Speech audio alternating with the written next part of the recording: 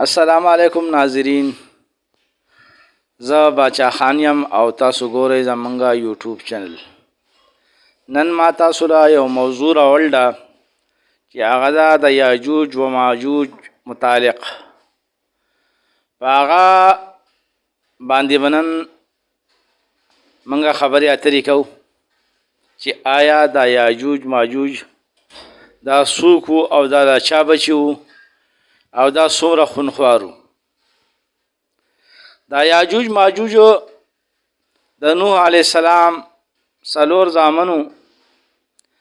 یو کنعان، هغه خو الله غرق کړی او تباه کړی و، ځکه چې د وخت د نبي خبره یې نه وه منلو، نو هغه الله غرق کړی و. او دا درې چې وو دا خو نیکان صالحان کسانو، او د خپل والد صاحب یعنی د نوح علیه السلام فرمان برداری کړوه او نیکان او صالحان کسانو، او په طوفان نوح کې الله پاک بچ کړو. د هغې دا 3 زامن چې بقایه وو، سام، حام او یافس. دا یاجوج ماجوج د یافس اولاد ده، او دا انسانان دي، دا څه ځناور نه دي، دا انسانان دي. او د دې متعلق لکه ډېرې داسې خبرې مشهورې دي، ولې که هغې پسې زه لاړم نو ټایم به ډېر زیات واخلي. بعضې خبرې داسې دي چې هغه زه دلته بیانول غواړم. په دې مختلفو کتابونو کې لیکلی شوي دي، او کسانو لیکل دي د چا کتابونه چې دي، چې دا کسان به قیامت ته نږدې راخلاصېږي، او دا یو دیوال یې کړی دی، او هغه دیوال دیو پوره ورځ محنت وکړي او کار پکې وکړي، او چې شپه شي نو وایي چې یاره سبا به بیا موږ د دې ځای نه کار شروع کوو، یعنې سوری پکې کوي او کار پکې کوي. نو چې سبا راپاسې هغه دیوال بیا روغ شوی، نو وایي چې دیو پکې انشاءالله نه ده ویله. وایي چې کله دیو پکې انشاءالله وایي نو هغه به د قیامت ورځ ته نږدې دغه وي. او نور هم داسې ډېرې خبرې مشهورې دي. په هغې کې یو خبره نیمه دا ده چې دا چې کله را خلاص شي نو د دنیا د فصلونه، اوبه، سمندرونه، هر شی به ختم کړي. بیا به انسانان چې کوم دي هغه انسانان به مخري تباه به کړي. بیا به اسمان ته په کاڼې ولي چې هغه غشي لیندی وي، یا به ورسه څه شی ورسره څه آلات وي، او د اسمان نه به هغه کاڼي په وینو سره راځي. نو دیو به دا یقین کوي چې د اسمان چې کوم خالق دی د هغه سره موږ جنګ وکړو. نو ډېرې داسې خبرې مشهورې دي. نو په دې باندې یو مفتي صاحب بیان کړی دی، مفتي محمد منیر شاکر صاحب، چې د هغې دا بیانات ډېر حقیقت بیانات دي. او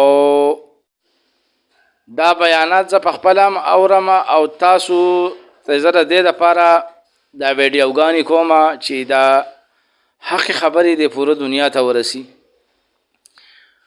نو د دې نه مخکې که تاسو زموږ په چینل باندې نوي یئ نو زموږ دا چینل سبسکرایب کړئ، لایک کړئ او شیر هم کړئ، او بل آیکن پرس کړئ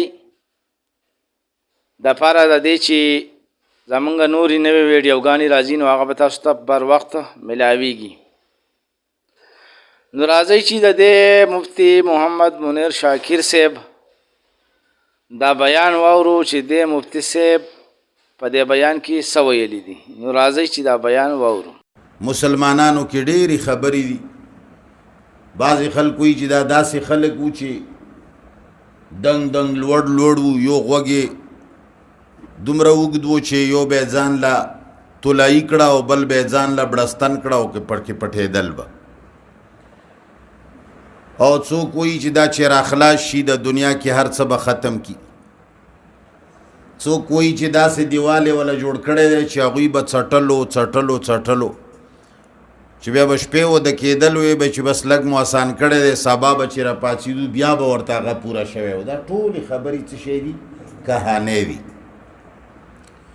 یاجوج و ماجوج څوک دي او د دې متعلق قرآن څه وایي او حدیث و روایاتو کی راغلی. امید لرو چې په دې باندې بنن او سبا خو جمعه ده بیا بل سبا به پې خبره کوو. یأجوج و مأجوج اصل ماده اجاجه ده، حمزه 2 جیمونه. او تدبر قرآن کې لیکلی دی چې دا د نوح علیہ السلام زوی و یافس، چونکې د نوح علیہ السلام نه پس نسل ټول د نوح علیہ السلام نه جوړ شوی دی. هغه دویم بابا دی د ټولو قومونو. نو د هغه ډېر زامن دي، یو زوی یافس و. دا یاجوج و ماجوج چې قرآن کم لیکلی دی دا د هغه اولاد دی د ایشیا شمالی علاقوں کی آبادو. حزقیل د یہودو کتاب دے 1:38 او 1:39 کے هغه چې کم آیاتونه راوړي دي. دا واقع چونکې د اسلام نه ډېره مخکې تیره ده، نو د هغوی کتابونو نه په بعضې خبرو کې منګه استدلال کوو چې قرآن نه خلاف نه وي، او چې کمی پکې کہانی دی هغه منګ نه مانو چې قرآن نه خلاف دی. خو د هغه حزقیل د 1:38 او د 1:39 خلاصه دا ده چې هغه لیکلي دي چې روس، ماسکو، توبل دا علاقې وي او د فلسطین شمال طرف ته لرې پرتی دي. دا د هغو په باره کې دی. نو یاجوج و ماجوج قبایل چې دي دا د بحر خزو شمال طرف ته په وسط ایشیا کې چې کم قومونه تیر شوي دي، منګولیا علاقه، منګولیان چې په کمو علاقو آبادو، دا د هغې عراقي هسټري ده. دی یاجوج و ماجوج چې کم قبایل د بحر خزو شمال طرف ته په ایشیا کې د منګولیانو کم علاقه ده. دیتا د ایران نه یوه لار د ترکستان په طرف تللی ده او بله د قفقاز درې په طرف تللی ده. 2 لارې ورغلی دي. دا ذوالقرنین که خسرو چې کم دی د ده دارالحکومت نه ټیک د شمال په طرف باندې دا پراته وو. نو چې دا کم دیوال دو یادوي دا عین ممکن دی چې د قفقاز کمه داره باندې لار دوی ته ورغلی وه، دا لار ذوالقرنین بنده کړي وي، ځکه چې کوه قفقاز نه یوه دره د داریال ورته وایي. هغې داریال کې دا دیوال تر اوسه پورې موجود دی. کمو خلکو چې سیلونه کړي دي، سیاحان چې ورته وایي، هغوی دا خپل تفصیلاتو کې دا تشریح لیکلی دی. او په بعضې روایاتو د تاریخ کې راځي چې یو خلیفه و عباسی واثق بالله نامه یې وه، هغه 50 کسان لیږلي وو چې تاسو لاړ شئ د دې دیوال تحقیق وکئ چې دا دیوال کم ځای کې دی او اوس شته او که نه شته. نو هغوی معلوماتو نه پس دا دیوال هغوی ولټولو او معلوم یې کړو، وی چې دا دیوال شته دی، خو دا نوشیروان یا دارا جوړ کړی دی. نو د هغوی معلومات تر دې وخت ځایه پورې ټیک دي چې دیوال شته، خو دا جوړ کړی نوشیروان یا دارا نه دی، دا ذوالقرنین جوړ کړی دی. ځکه چې د ذوالقرنین حکومت شمالی حد ته د کوه قفقاز پورې رسېدلی و، او په کوه قفقاز خوا کې اوس هم د کورش په نوم باندې یو شهر آباد دی او دا دیوال هم هلته دی. دا تدبر قرآن کې امین احسن اصلاحی رحمت الله علیه لیکلی. دین علاوه د انګریزانو بعضی تواریخو او د مسلمانانو بعضی تواریخو یو بل تحقیق لیکلی دی. اوس به خلک وایي چې د انګریزانو تاریخ لره څه اعتبار دی. دا خبره یاد وساته چې انسان بحیثیت انسان یو قیمتي پرزه ده دا خرابیږي حاله چې دکې کله بیماری پیدا شي د دروغو بیماری پیدا شي نو بیا بے اعتماد شي همدارنګې په دې بیماریانو کې یوه غټه بیماری ده شخصیت پرستی او نسل پرستی اقربا پرستی دا چې کله په چا کې راشي نو دی بیا لیکل هم معتدل نشي کوي لکه مثال په طور باندې یو سړي نه ته پوښتنه وکړي چې یاره جي دا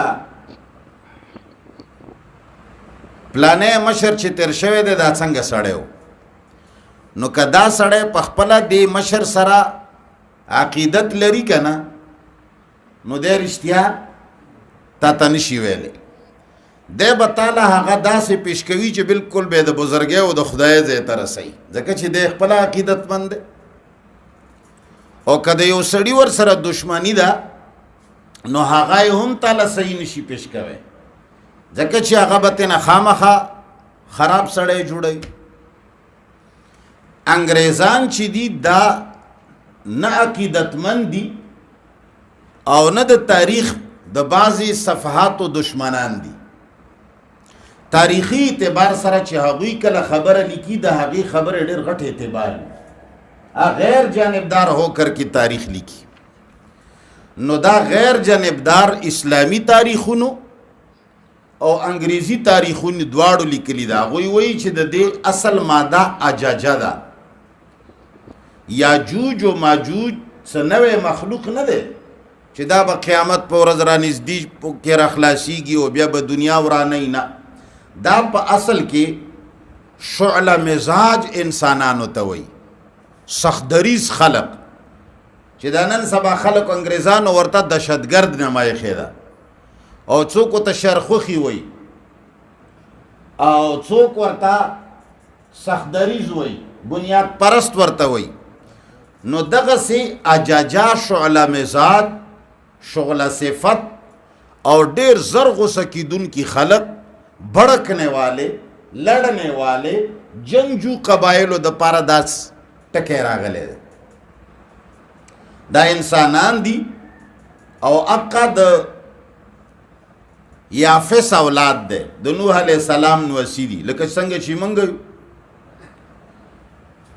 دا په اصل کې وسطی ایشیا کې د منګولیانو او تاتاریانو او هلاکو خان چنگیز خان چې کوم ځای کې آباد وو دا په دغو علاقو آباد خلکو او دا هغه علاقې وي چې په دې علاقو کې سرسبزګي نه وه او کومو علاقو کې چې کله سبزګي او کار روزګار نه وي نو هغه وچه ککړه علاقه وي څه شی وي نو د هغې خلک غریبانان وي او غرونو کې اوسیږي نو د هغوی کار و صرف لوټ مار ځمکې یې څه نه کول میوه نه وه سبزی نه و غلې نه وي نو د هغوی کار به و غرونو نه راتلل او په یوې علاقې باندې چې سرسبز او شادابه علاقه به وه بس لوټ مار به یې وکړو چې څه بیا موندلی هغه به یوړ ولکه څنګه چې په تاریخ کې موږ تاسو د تاتاریانو د منګولیانو او د مغل والاو په باره کې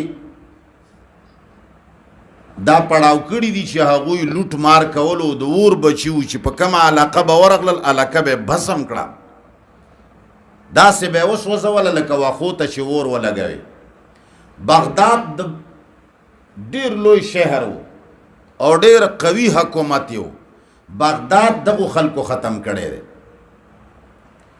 او عباسی حکومت خاتمه هم دغو خلکو کړی ده ام دغو قومونو ته یاجوج و ماجوج وی دې ته د یاجوج و ماجوج ولې وی د یاجوج و ماجوج دا ټکی جوړ شوی څنګه دی چې قرآن راغستی دی قرآن همیشه هغه صیغه استعمالوي چې خلق په کمې نامې باندې خلق پیژني معروفه نامه استعمالوي دا په ابتدایه کې د دوی نوم اول د تاریخ نه مونږ میم واو نون گاف مونږ د دې قوم نامه وه بیا وخت تېرېدو سره دې کې نون ختم شو موږ ته جوړ شو ایم او جی موگ. نو چې دا موگ ټکی کله یونانیانو ژبې کې هغوی استعمالولو، د هر چا په ژبه کې ټکی جدا قسم استعمالیږي. لکه موږ تاسو وایو چې پېښور، او بعضې خلک وایي چې پېښاور.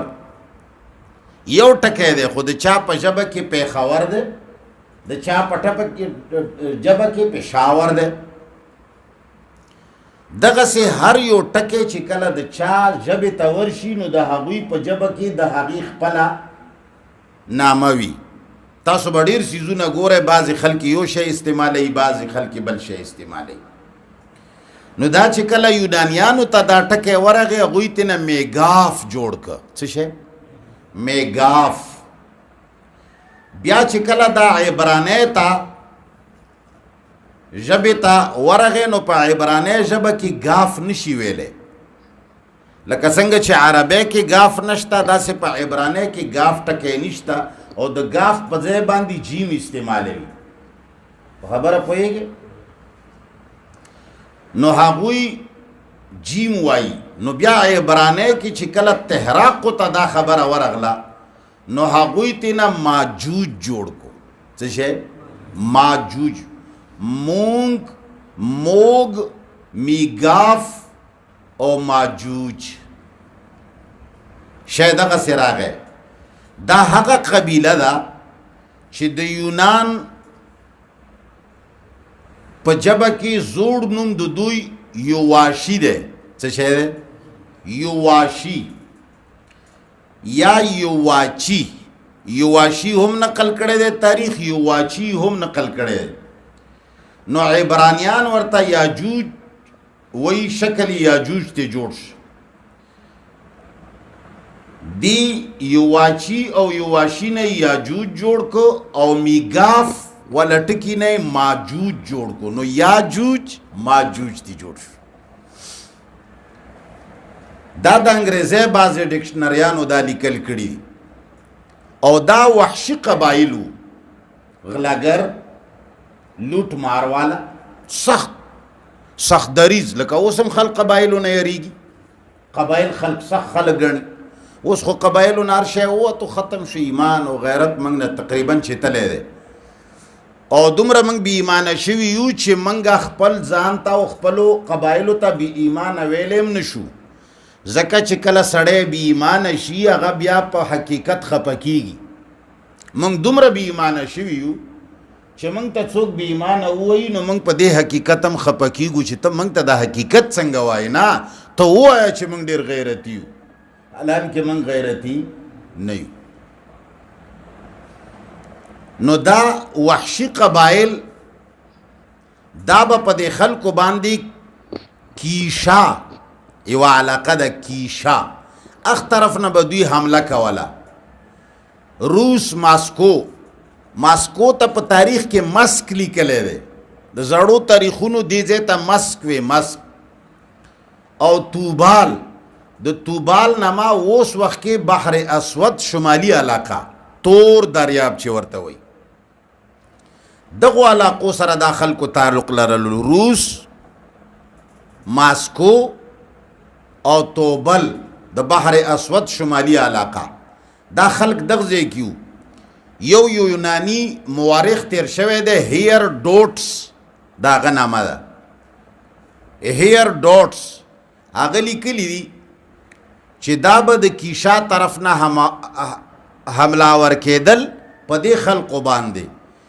نو سایرس چې کم دی، دا سایرس د اصلي نوم دی، پرون مې ته ویلی و غالبا، د ذوالقرنین کبله ورځ. سایرس ته چې کله دوی جړا وکړه نو هغه دقه داره بنده کړه د کیشا والا دغه د غره په منځ کې چې کومه لار راغلې وه. او د جدید تحقیق نه دا معلومیږي چې دا سایرس یوازې دا لار نه ده بنده کړې. سایرس په تاریخ کې 2 کارونه کړي دي، 2 دیوالونه یې جوړ کړي دي. یو بحر خزر ورته وایي، د هغې په طرف کې 13 میله یو دیوال جوړ کړی دی، اوږد دیوال دی، د کاکشا مشرقي کنارې ته رسېدلی دی.